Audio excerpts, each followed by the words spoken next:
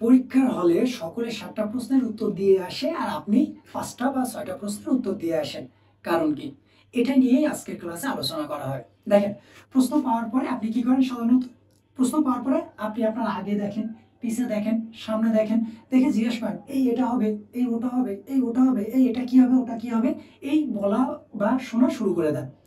এই কারণে কি হয়, বাকিরা আপনার থেকে এগিয়ে যায়।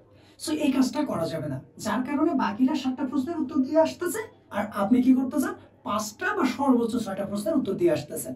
সো আপনি 6টা প্রশ্নের উত্তর দিয়ে এসে কিন্তু এক্সপেক্ট করতে পারবেন না যে 7টা প্রশ্নের উত্তর দিয়েছে তার সমান মার্ক পাওয়া। সো আপনি কেন এই কাজটা করতেছেন, এটা করা যাবে না। তাহলে কি করতে হবে সেটা নিয়ে আজকে আলোচনা। সো দেখেন, প্রশ্নপত্র পাওয়ার পরে আপনার করণীয় কি আগে সেটা আগে দেখেন, শুনেন।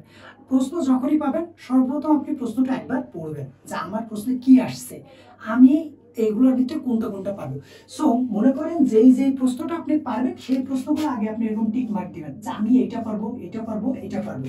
সো আগে সেই প্রশ্নগুলো আপনি টিক মার্ক দিয়ে কি করবেন, আইডেন্টিফাই করে ফেলবেন। করার পরে আপনি কি করবেন, এই প্রশ্নগুলো ফটাফট লেখা শুরু করে দিবেন, একদম ফটাফট লেখা শুরু করে দিবেন। একদম কোনো দিকে মানে ডাইনে কে, বাঁয়ে কে, পিছে কে, সামনে কে, কোনো কিছু দেখবেন না। একদম চুপচাপ একদম মন দিয়ে এই যেই প্রশ্নগুলো আপনি পারেন ওই প্রশ্নগুলো আগে আপনি লিখে কমপ্লিট করবেন। শুরুতেই যে যদি শুরু করে দেন, এই এটা হবে, এটা একটু বলো, ওটা কি হবে, ওটা একটু বলো, আপনি নিজে কি পারেন সেটা কিন্তু না দেখে যদি এই করেন তাহলে আপনি যেটা পারেন ওইটাও কিন্তু ভুলে যাবেন, যার কারণে আপনি 7টা প্রশ্নের উত্তর করে আসতে পারবেন না। সো আগে আপনি যেগুলো পারেন সেগুলো আইডেন্টিফাই করে সেগুলো আগে লিখে নেবেন, একদম নাক মানে চোখ কান নাক সব কিছু বন্ধ করে, যেন কেউ আপনাকে ডাকলেও যেন আপনি ওই সময় মনে করবেন যে শুনতে পাচ্ছেন এরকম একটা ভাব দিবেন। এবার মনে করেন আপনি 7টা লেখার কথা, আপনি নিজের থেকে দেখলেন যে 4টা প্রশ্ন আপনি নিজের থেকে লিখতে পারছেন। কয়টা লিখতে পারছেন? 4টা। এখন আপনার সময়, এখনো হাতে সময় আছে, এবার আপনাকে লিখতে হবে এখনো বাকি 3টা। তা এই সময় আপনি কি করবেন, এই সময় আপনি ওই আগে কে আছে, পিছে কে আছে, ডাইনে কে আছে, বামে কে আছে, দেখবেন যে তারা কে কোনটা পায়। তখন আপনি তাদের কাছ থেকে কি করবেন, সাহায্য নেবেন, অল্প অল্প করে সাহায্য যখন সবার কাছ থেকে নেবেন দেখবেন আর আপনার নিজের নলেজ থেকেও ওই বাকি 3টা প্রশ্ন আপনি লিখে আসতে পারতেছেন।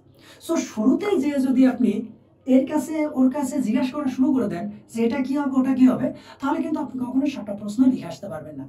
আগে আপনি যেগুলো পারেন ওইগুলো আগে লিখতে হবে, আগে ওইগুলো লিখে নেন।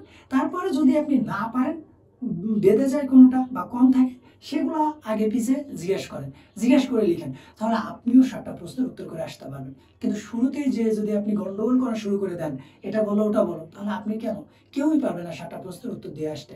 সো এই টেকনিক বা এই বিষয়টা আপনাকে মাথায় রাখতে হবে, তাহলে আপনিও পারবেন 7টা প্রশ্নের উত্তর করে আসতে। সো আগে আপনি যেটা পারেন ওইটা আগে লিখেন, তারপরে বেঁধে গেলে বা না পারলে আগে পিছে জিজ্ঞেস করেন। শুরুতে জিজ্ঞেস করেন না, তাহলে পাশের জন, আগের জন, পিছের জন, পরের জন তারাও বিরক্ত হবে এবং আপনিও তাদের নজরে চলে আসবেন যারা হলে গার্ড দিচ্ছে, এবং পরবর্তীতে তারা আপনাকে চার্জ করবে, যেটা আপনার জন্য একদমই ভালো হবে না।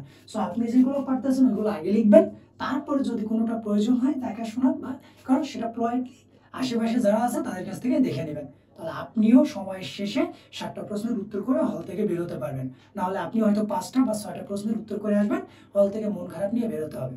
রিমেম্বার ইট, আপনাকে আগে আপনারটা শেষ করতে হবে, তারপরে যে অন্যেরটা, এটা মাথায় রেখেন।